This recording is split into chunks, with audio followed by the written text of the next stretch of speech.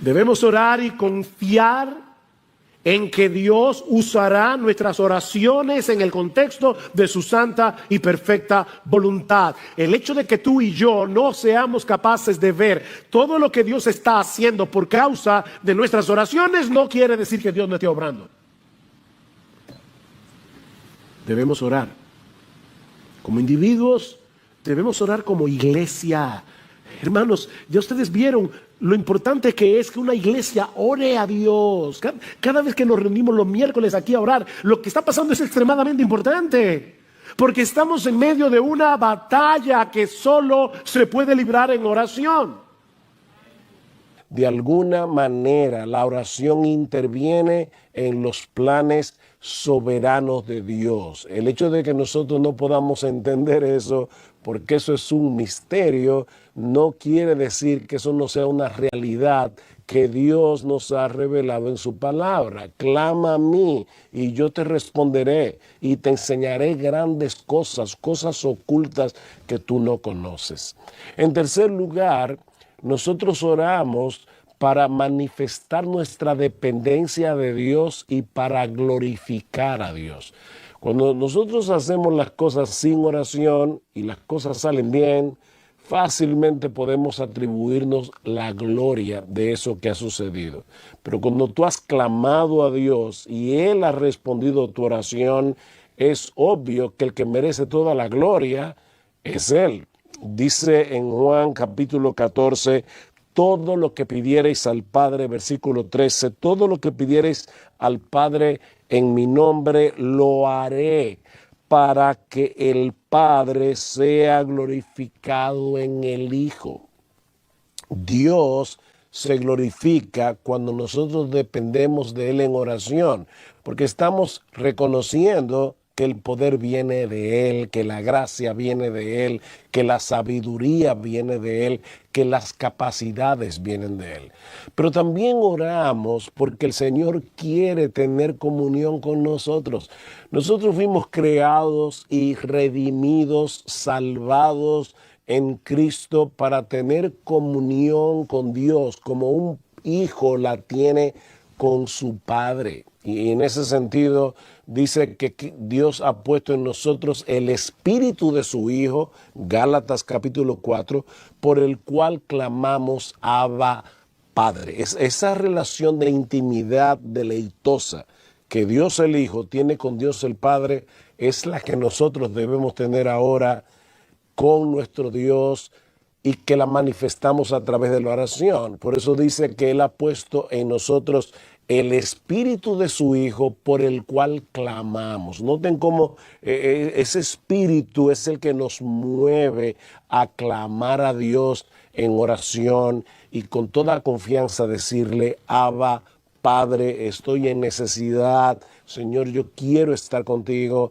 Si Dios nos diera una caja de sus bendiciones una vez al año, probablemente nos acercaríamos a Él una vez al año.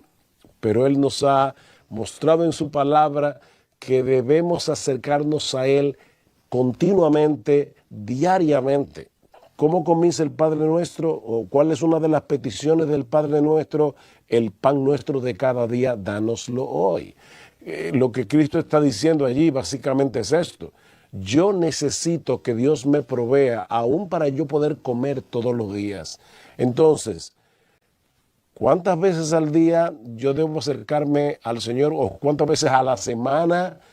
Todos los días. El pan nuestro de cada día, dánoslo hoy. Es una dependencia continua del Señor. Así que, mi hermano, mi hermana, de nuevo te reitero, no trates de desentrañar los misterios de la soberanía de Dios con la responsabilidad humana. Obedece al Señor, que te ha dicho en su palabra, clama a mí, que yo te responderé.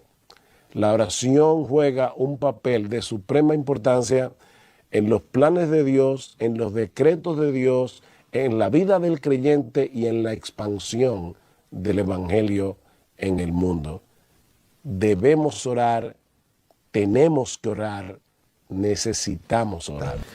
La oración es a la vida cristiana como la respiración a la vida física.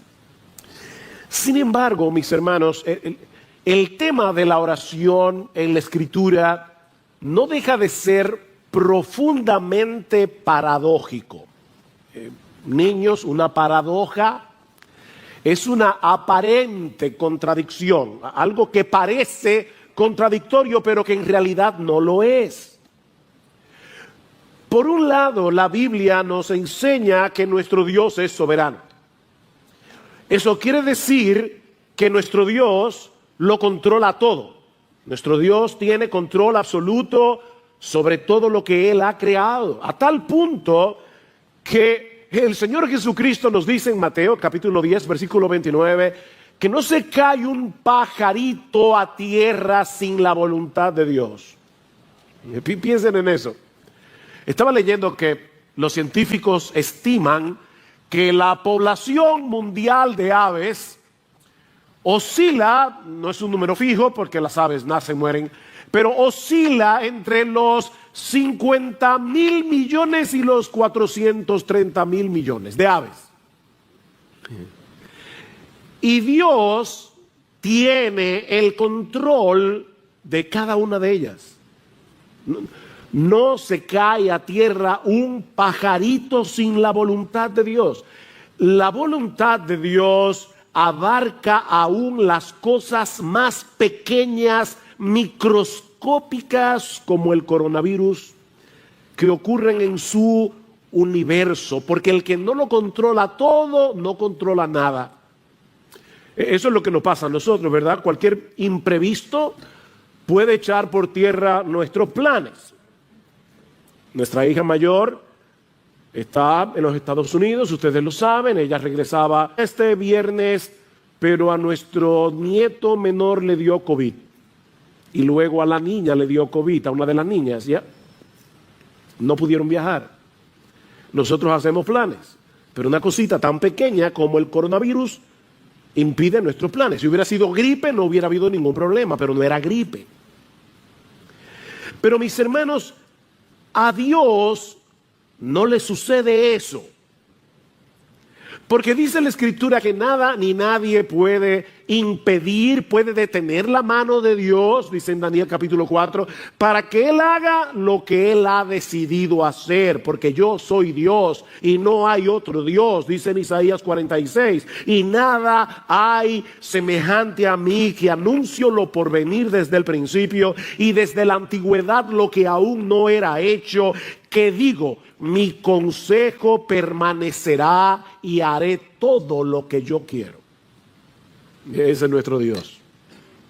Y Pablo dice en Efesios capítulo 1 versículo 11 que nuestro Dios obra todas las cosas conforme al consejo de su voluntad. No el 50% de las cosas, no el 90 ni el 99. Él obra todas las cosas conforme al consejo de su voluntad. La pregunta que eso levanta es, ¿qué sentido tiene que oremos?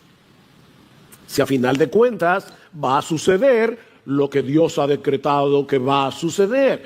¿Hace alguna diferencia el hecho de que yo le ore a Dios o no?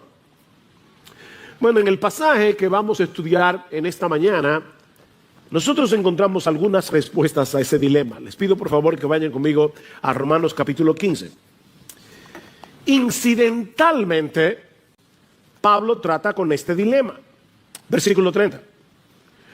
Os ruego, hermanos, por nuestro Señor Jesucristo y por el amor del Espíritu, que os esforcéis juntamente conmigo en vuestras oraciones a Dios por mí, para que sea librado de los que son desobedientes en Judea, y que mi servicio a Jerusalén sea aceptable a los santos, y para que con gozo llegue a vosotros por la voluntad de Dios, y encuentre confortante reposo con vosotros. El Dios de paz sea con todos vosotros. Amén. Como vimos la semana pasada, Pablo deseaba llevar el evangelio hacia España, en la frontera occidental del Imperio Romano, pero desde hace mucho tiempo él deseaba visitar a los creyentes en Roma. Así que él había planificado pasar por Roma en su viaje a España.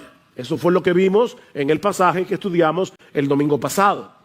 Pero antes, Pablo tiene que desviarse en sentido contrario, le dice él a los creyentes en Roma. Quiero ir a ustedes, pero yo necesito primero ir a la ciudad de Jerusalén para llevarles una ofrenda que los creyentes de Macedonia y de Acaya, dos regiones en Grecia, los creyentes de Macedonia y Acaya han colectado para los pobres que están en Judea. Estas iglesias estaban compuestas mayormente por gentiles, es decir, personas que no eran judías. Ahora, Pablo sabía que ese viaje hacia Jerusalén encerraba dos grandes peligros. Por un lado, él sabía que los judíos incrédulos de Judea le habían puesto precio a su cabeza. Alguien decía que si Pablo hubiera vivido en el salvaje oeste, en casi todas las esquinas de Jerusalén habría una foto suya con una inscripción que dice: se busca vivo o muerto. Pero por el otro lado, algunos judíos creyentes, cristianos, se les hacía muy difícil entender la realidad de que por causa de nuestra unión con Cristo, ahora todos los cristianos tenemos el mismo estatus en la presencia de Dios. No importa si tú eres judío, si tú eres griego, si tú eres dominicano, si tú eres chileno, todos los cristianos tenemos el mismo estatus en la presencia de Dios. Y muchos de ellos veían a Pablo con cierto recelo porque su ministerio estaba dedicado precisamente hacia el mundo gentil, es decir, fuera de Israel. De manera que existía la posibilidad de que estos creyentes en Jerusalén rechazaran la ofrenda de estas iglesias de Macedonia y Acaya, y eso iba a poner en riesgo la unidad de la iglesia. Y de paso, estaba pensando que hay que amar mucho a Cristo y a la iglesia para hacer un viaje de más de 3,000 kilómetros sin tú saber cuál va a ser el resultado. O sea, tú vas a llevar una ofrenda y tú no sabes si te van a recibir con mucha alegría o te la van a rechazar. 3,000 kilómetros, más de 3,000 kilómetros, con muchos peligros, con muchos problemas para llevar esta ofrenda. Es en ese contexto que Pablo le pide a estos creyentes que oren por él. Y él dice 3 cosas. Yo quiero que ustedes oren por mí, primero para que sea librado de los rebeldes que están en Judea, los judíos incrédulos que están en Judea. Segundo, yo les pido que oren para que los creyentes en Jerusalén reciban con gozo mi ofrenda. Y 3, para que al final yo pueda tener un próspero viaje para ir a vosotros según la voluntad de Dios. ¿Ven el versículo 32? Y para que con gozo llegue a vosotros por la voluntad de Dios.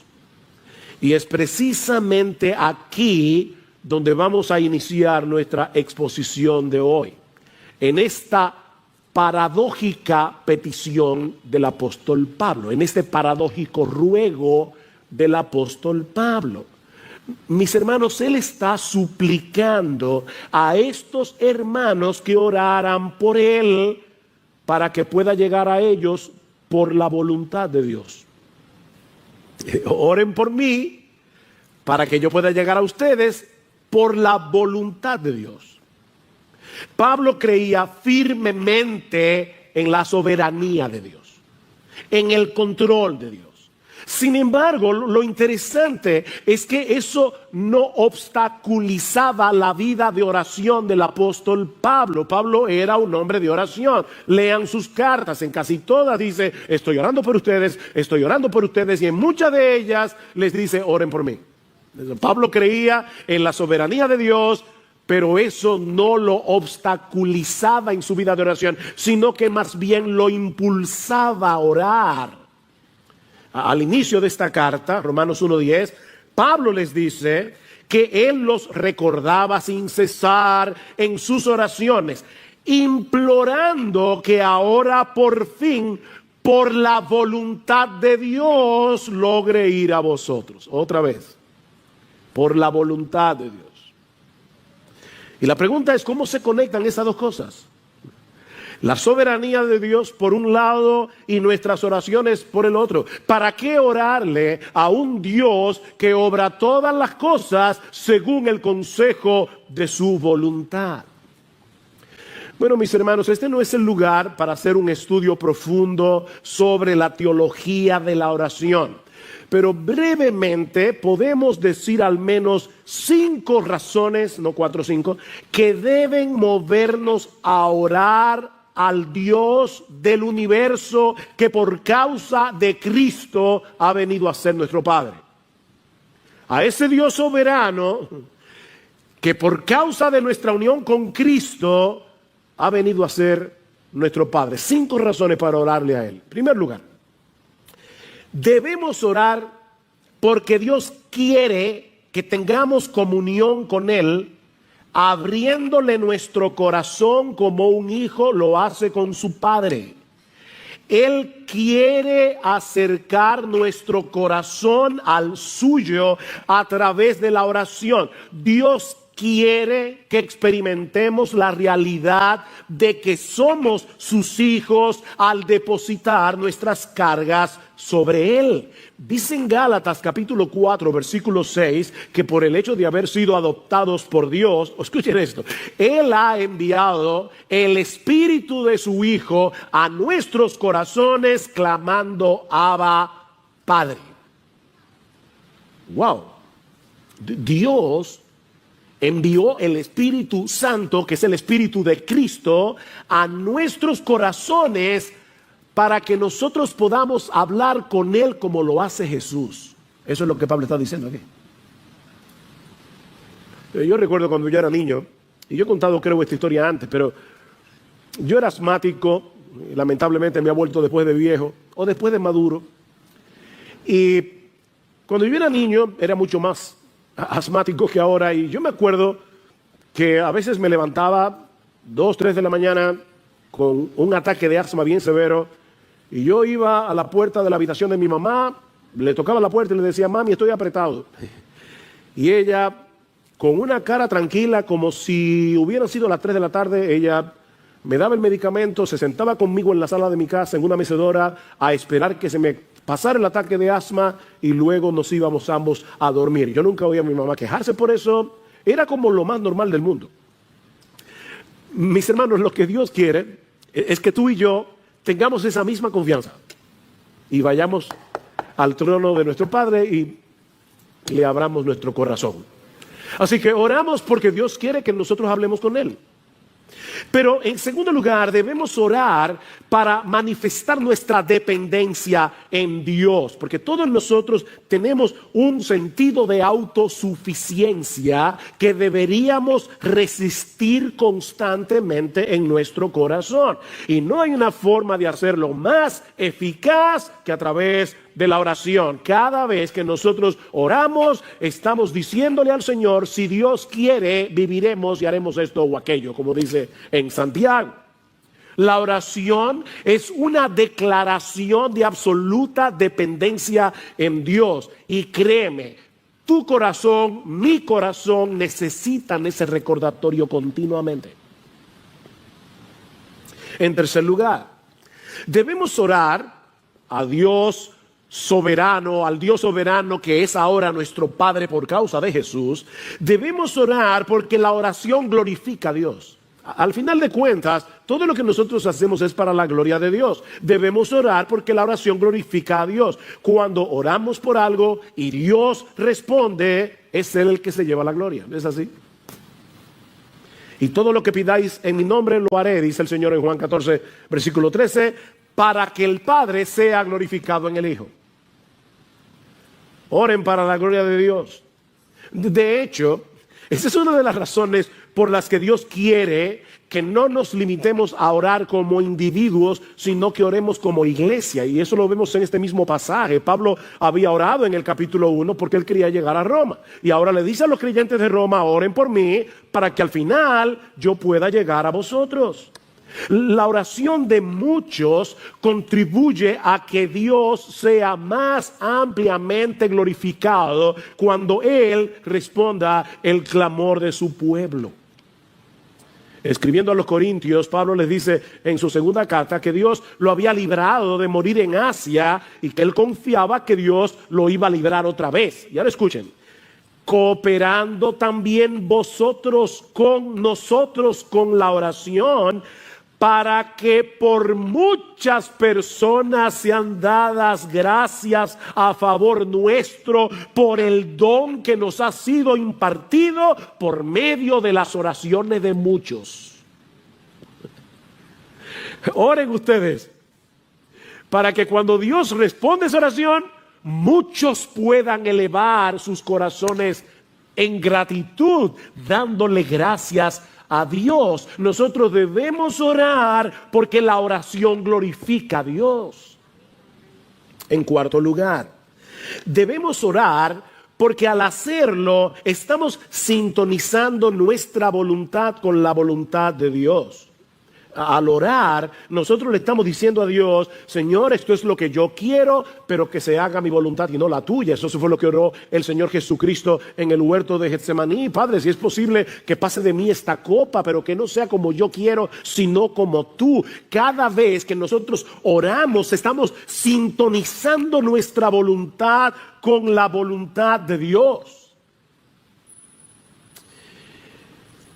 Pero en quinto lugar, y esta es la parte más sorprendente y más misteriosa de la oración, es que debemos orar, mis hermanos escuchen cada palabra, debemos orar porque el Dios soberano escucha nuestras oraciones y Él ha decretado usarlas para el cumplimiento de sus planes soberanos.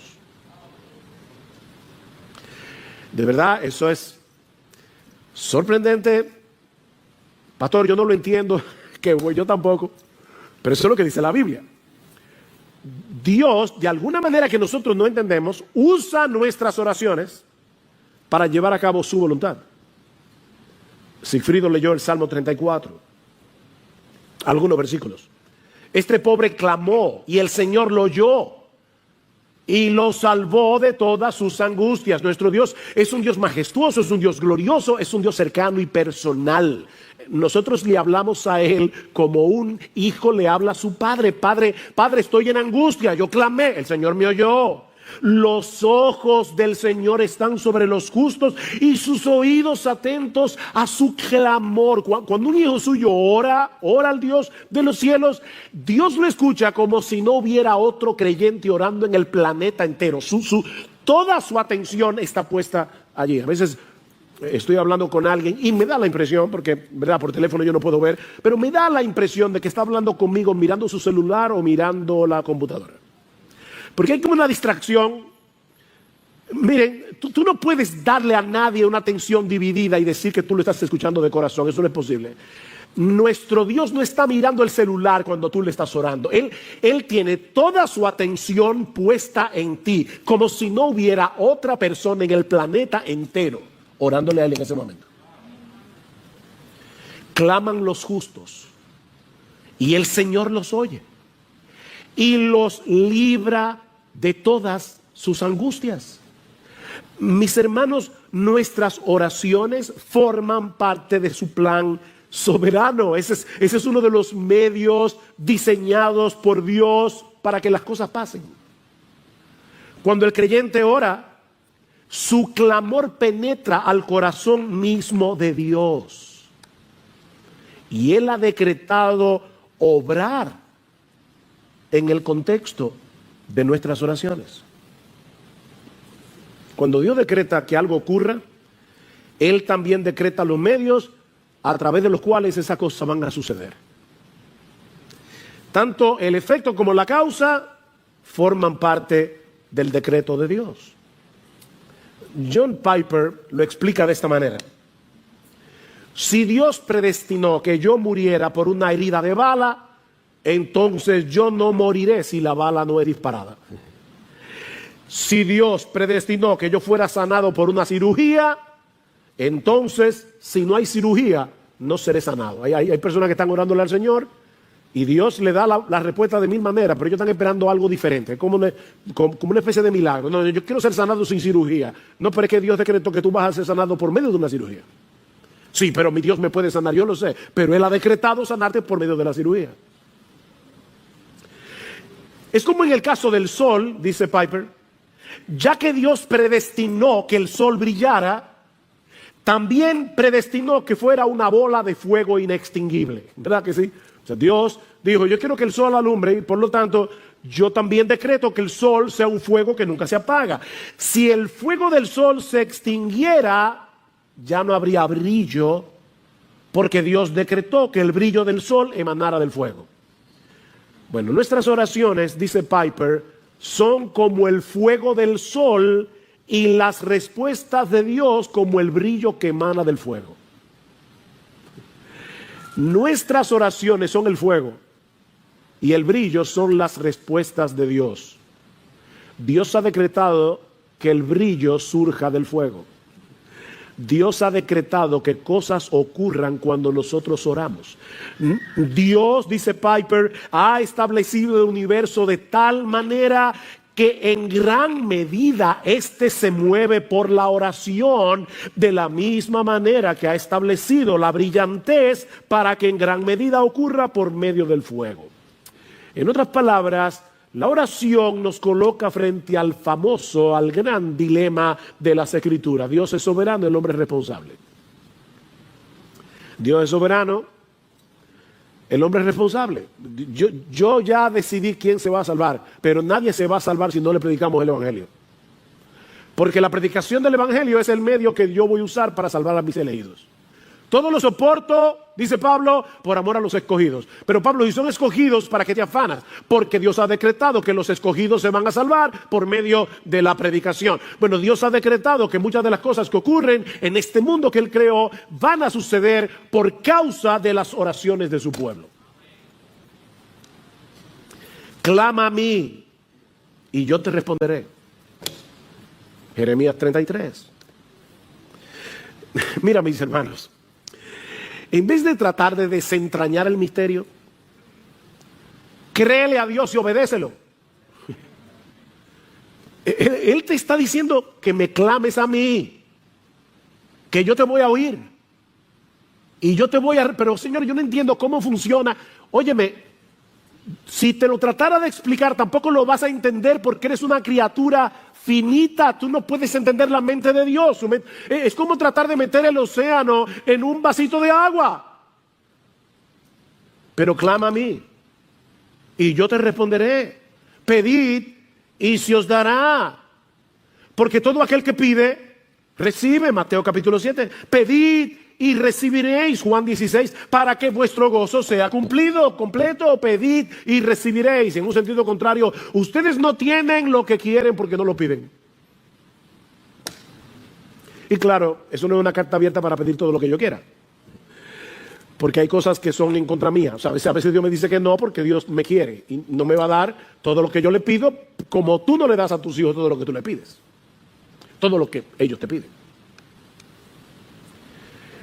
Mis hermanos, es ese entendimiento de la oración lo que mueve a Pablo a suplicarle a estos hermanos de Roma que agonicen con él en oración, o como dice el texto literalmente, peleen esta batalla juntamente conmigo. Es la palabra sunogizomai, sun junto con agonizomai, luchar.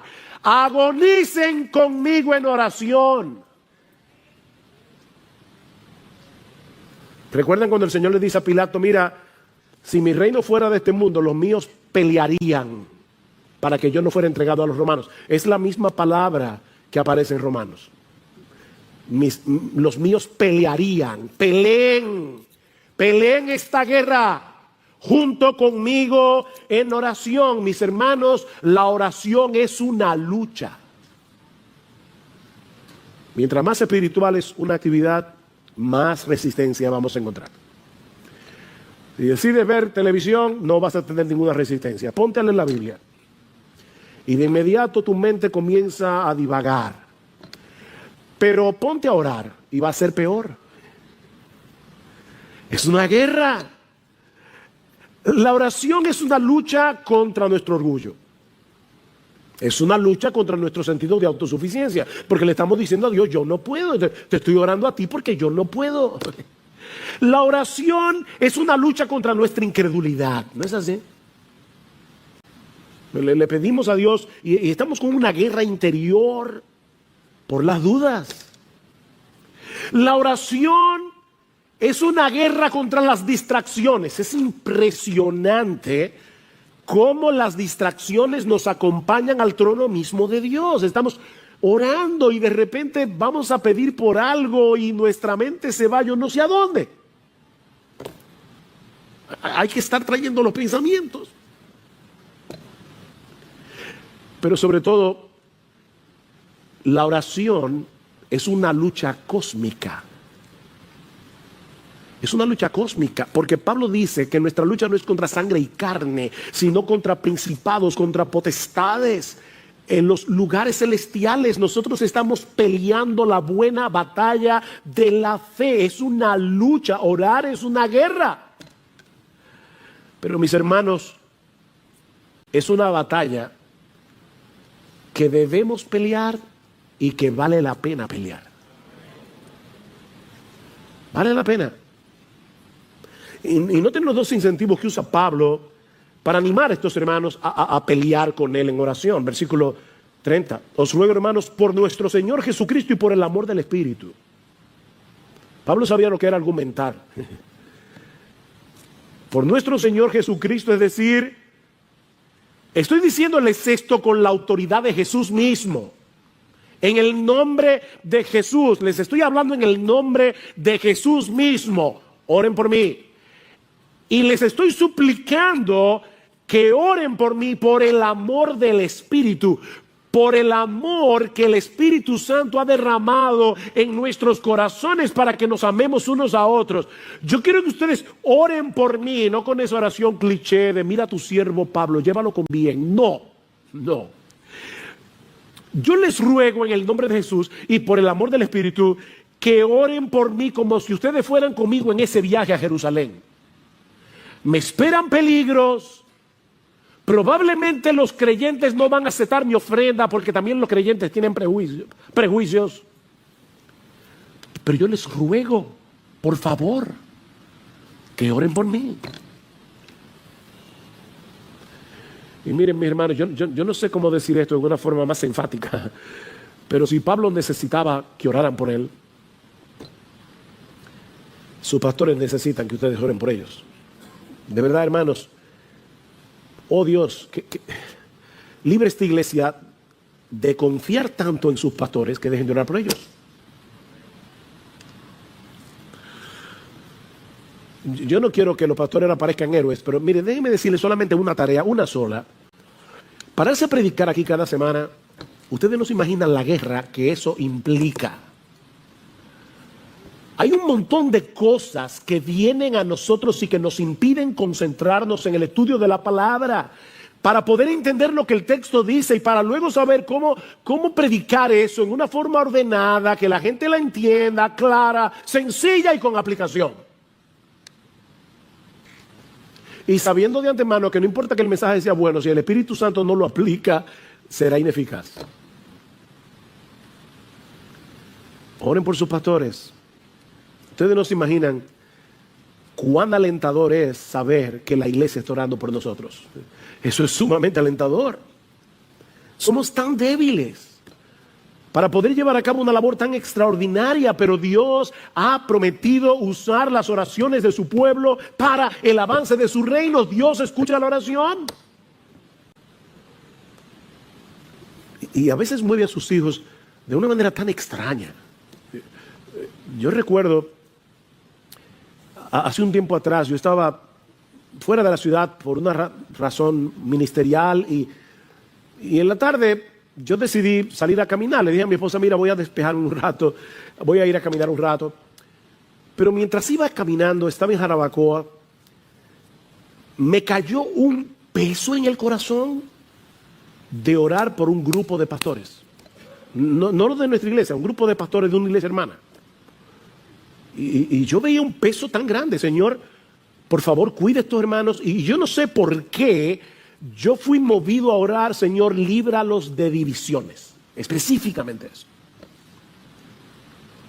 3 días después, yo me enteré que ese mismo día, a esa misma hora, esos pastores estaban reunidos tratando un asunto bien serio que hubiera podido dividir esa iglesia. Y yo no lo sabía. Miren, solo en el cielo nosotros vamos a enterarnos de muchas de las cosas que Dios hizo en el mundo por medio de tus oraciones y las mías. Solo en el cielo. Pero mientras tanto, ora. Cuando Guillermo Carey se fue de misionero a la India en el año 1792, él se veía a sí mismo como un minero. Dice, yo voy a entrar en una mina profunda y sin guía. Y él llamó a 2 de sus amigos, John Ryland entre ellos, y les dijo, yo descenderé al pozo si ustedes sostienen la cuerda. Y John Ryland escribió, recordando esta escena, él tomó un juramento de cada uno de nosotros en la boca del pozo que mientras viviéramos nunca soltaríamos esa cuerda.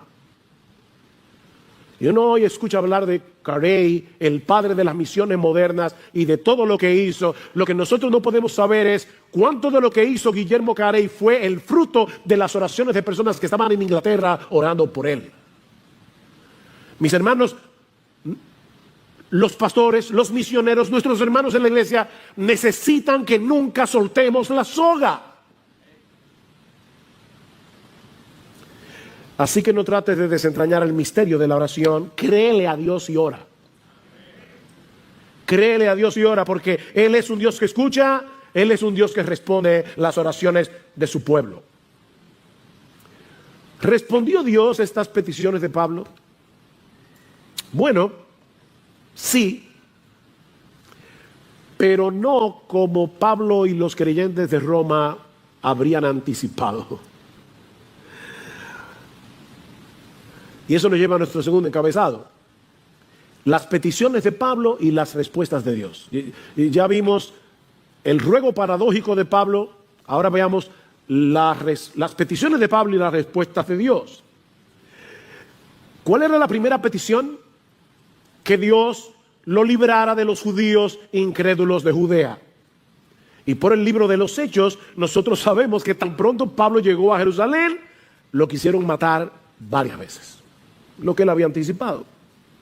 En el capítulo 21 del libro de los Hechos, dice que Pablo se encontraba en el templo de Jerusalén cuando una turba enorme de judíos se apoderaron de él y lo arrastraron fuera del templo para matarlo. Y dice en el versículo 31, mientras procuraban matarlo, llegó aviso al comandante de la compañía romana que toda Jerusalén estaba en confusión. Inmediatamente tomó consigo algunos soldados y centuriones y corrió hacia ellos. Vayan tomando todas estas palabras y guárdelas en el disco duro. Corrió hacia ellos. Cuando vieron al comandante y a los soldados, dejaron de golpear a Pablo. Y como él era ciudadano romano, lo dejaron custodiado en el cuartel.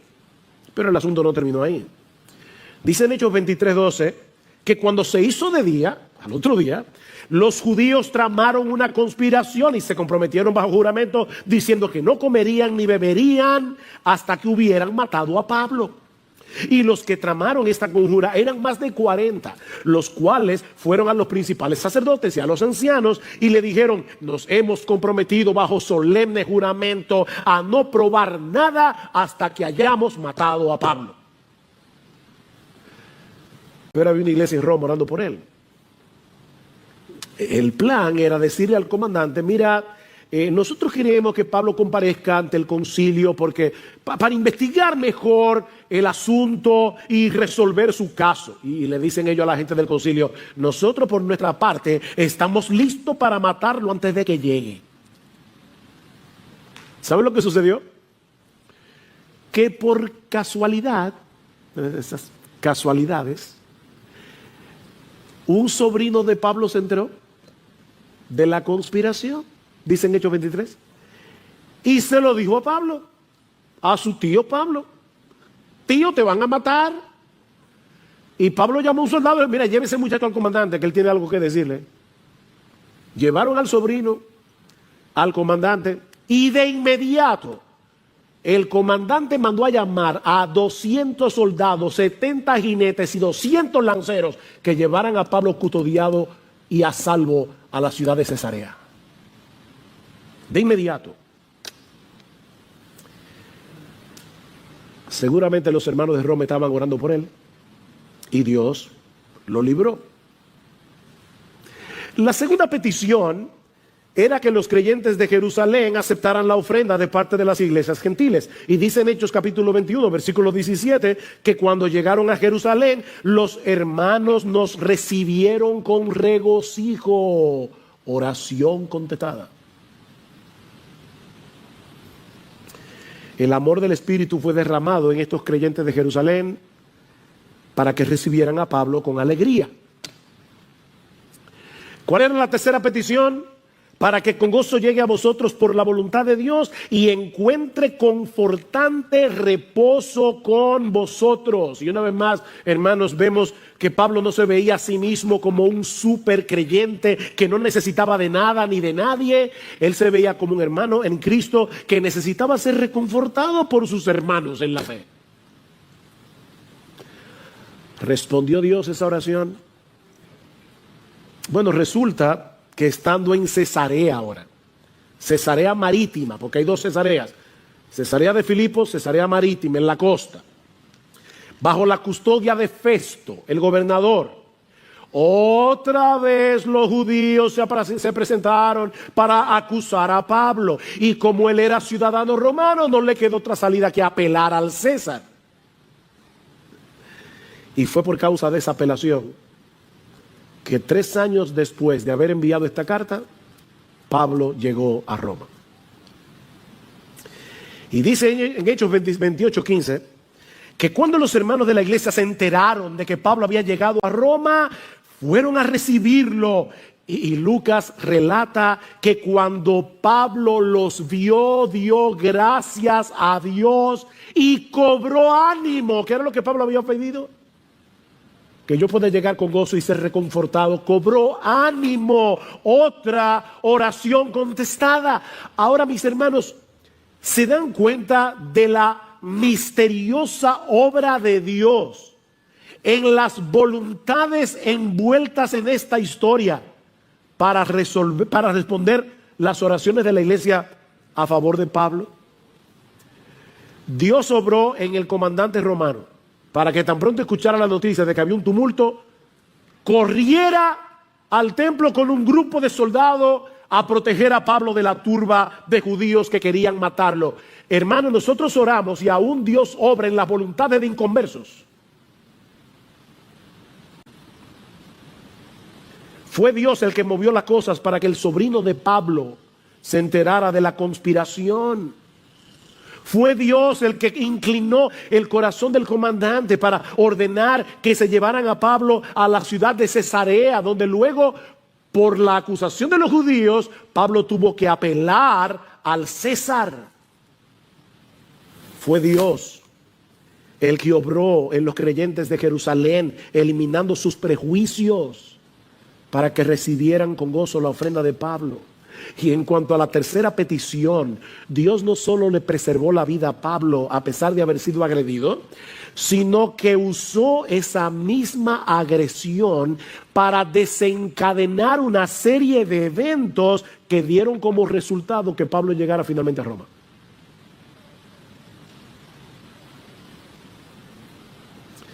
Llegó preso,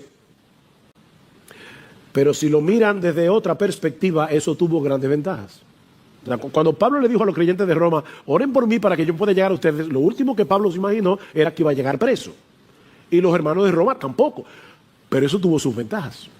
En primer lugar, viajó gratis a costa del imperio. En segundo lugar, recuerden que los viajes eran muy peligrosos.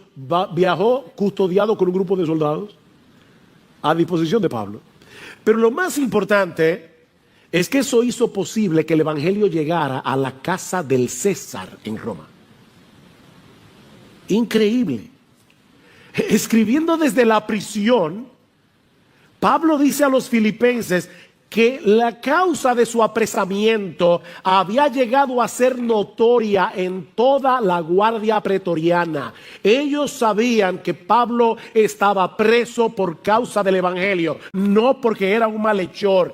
Y Pablo se convirtió en la comidilla de la guardia pretoriana. Estos soldados que custodiaban a Pablo no solamente tenían que escuchar el evangelio una y otra vez, de hecho tuvieron que escuchar la carta a los romanos enterita, cuando Pablo se la dictaba a tercio, sino que también vieron el carácter de Pablo, a tal punto que las noticias del preso llamado Pablo llegaron a la casa del César. Y escuchen cómo Pablo termina su carta a los filipenses: todos los santos os saludan, especialmente los de la casa del César. Amén. Increíble cómo Dios responde la oración. Mis hermanos, Dios, dice Pablo en Efesios, responde nuestras oraciones mucho más abundantemente de lo que pedimos o entendemos. Los creyentes de Roma pidieron porque Pablo pudiera llegar a Roma, pero seguramente no pudieron anticipar que la forma como Dios iba a responder esa oración permitiría que el evangelio llegara al mismo palacio de Nerón. Increíble.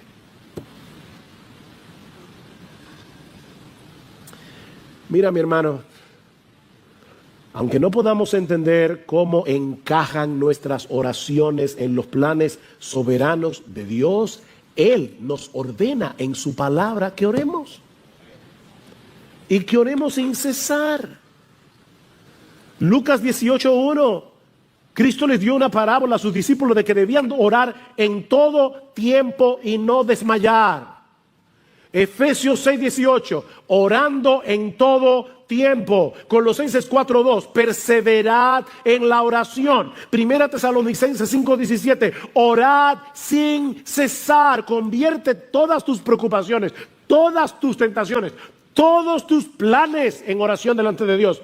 Y vas a estar el día entero con la línea abierta. ¿Te acuerdas del batiteléfono de Batman? Que cuando el comisionado lo levantaba, inmediatamente llegaba a la baticueva. Nosotros tenemos un batiteléfono que, miren, cada vez que tú dices Señor, ahí está el oído del Señor. Increíble. Orad sin cesar. Filipenses 4:6.